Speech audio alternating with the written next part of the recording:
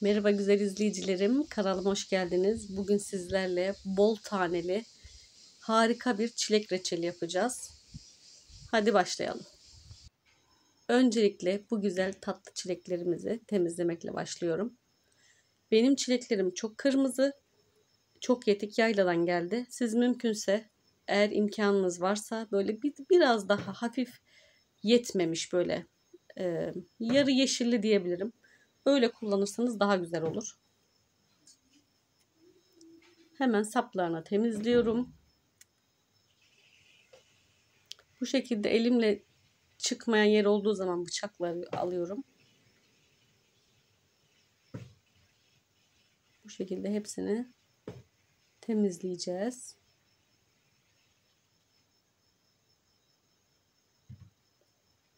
Ben burayı biraz hızlı geçiyorum. Çünkü çok uzun sürüyor. Vaktinizden çalmak istemiyorum. 3 kere yıkadım. Daha sonra suda beklettim. 4. kez bir daha yıkadım. Çünkü çilek çok topraklı olabiliyor arkadaşlar.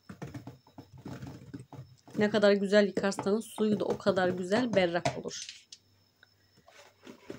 Ben ölçüyle yapmıyorum arkadaşlar.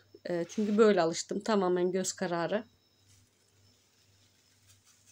Kabımın altını çilekle doldurdum. Çileklerin hepsinin üzerine gelecek şekilde şeker döküyorum.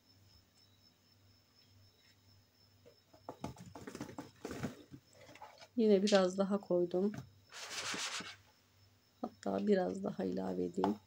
Alttaki şeker görünmeyecek.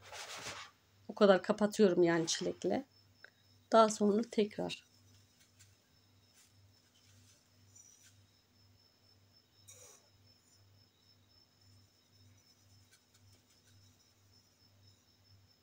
Rahmetli annemden ben bu şekilde öğrenmiştim. Ve hep de güzel olur. Yani yiyenler de güzel olduğunu söyler reçellerimin.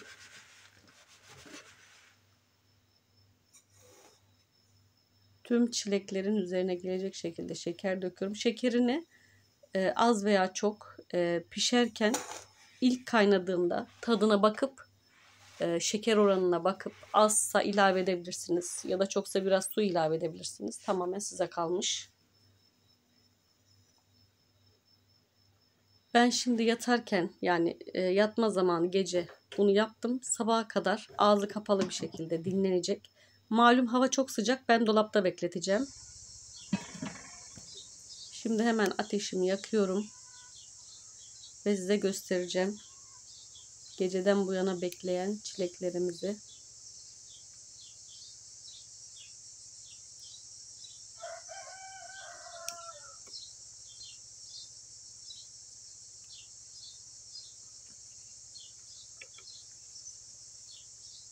Kendiliğinden sulanıyor arkadaşlar. Bakın ne kadar güzel sulanmış. Kıpkırmızı suyu çıkmış. Hemen tencereme alıyorum.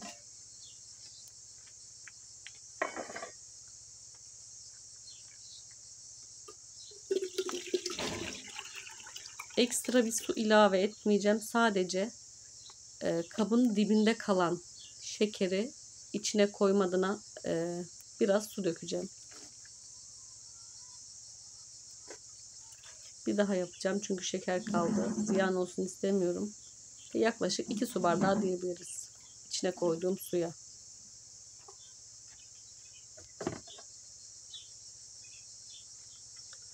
İlk kaynatma çok önemli arkadaşlar. Reçeliniz taşabilir.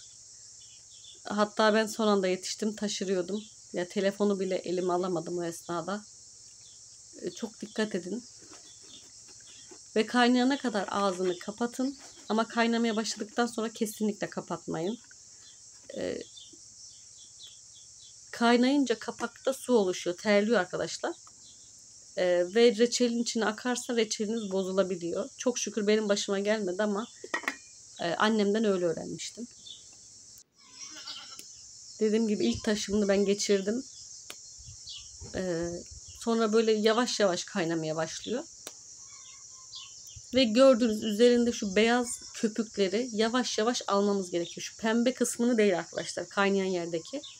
Bir taraflı kaynayınca zaten o beyaz köpük birikiyor diğer tarafına reçelin. kaşıkla onları alıyoruz. İçine koymuyoruz tekrardan.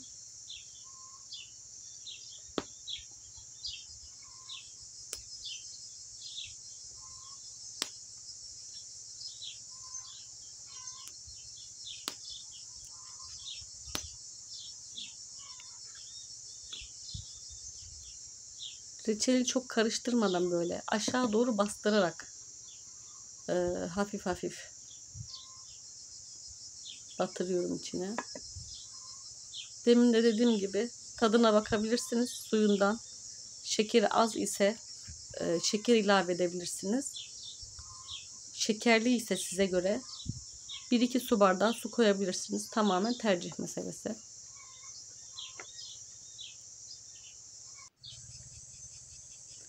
Ve reçelim oldu arkadaşlar. Dakika söylemiyorum. Çünkü ateşin yanma şeyinden, azlığından çokluğundan değişebiliyor. Ya da reçelin azlığından çokluğundan. Suyunda gösterdiğim gibi tahta kaşıkla biraz soğuttum. Ve koyulaştı. Az önceki gördüğünüz gibi olana kadar kaynattım. Ve biraz da limon suyu koyuyorum. Ve evet, şimdi dibine kadar kaşık vurdum. Sadece limon suyu karışsın diye. Normalde kaşık vurmuyorum, yoksa çileklerimiz dağılır. Ben reçelim çok olduğu için birkaç tanesini şişeleyeceğim. Hemen şişelerimi getiriyorum.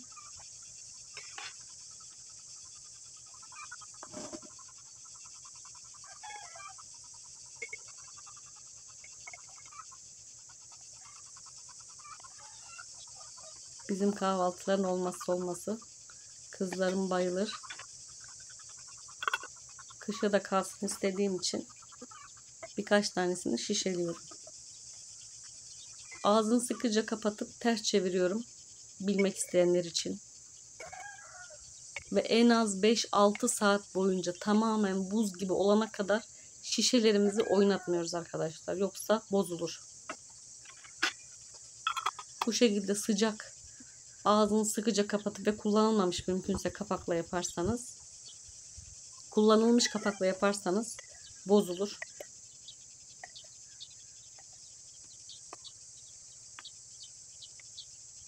Sıkıca kapatıp ters çeviriyorum. Bu arada videomu beğendiyseniz lütfen kanalıma abone olmayı unutmayın.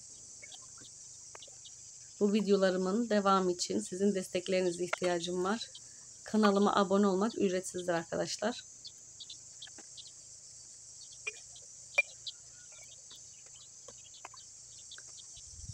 Şişeledim.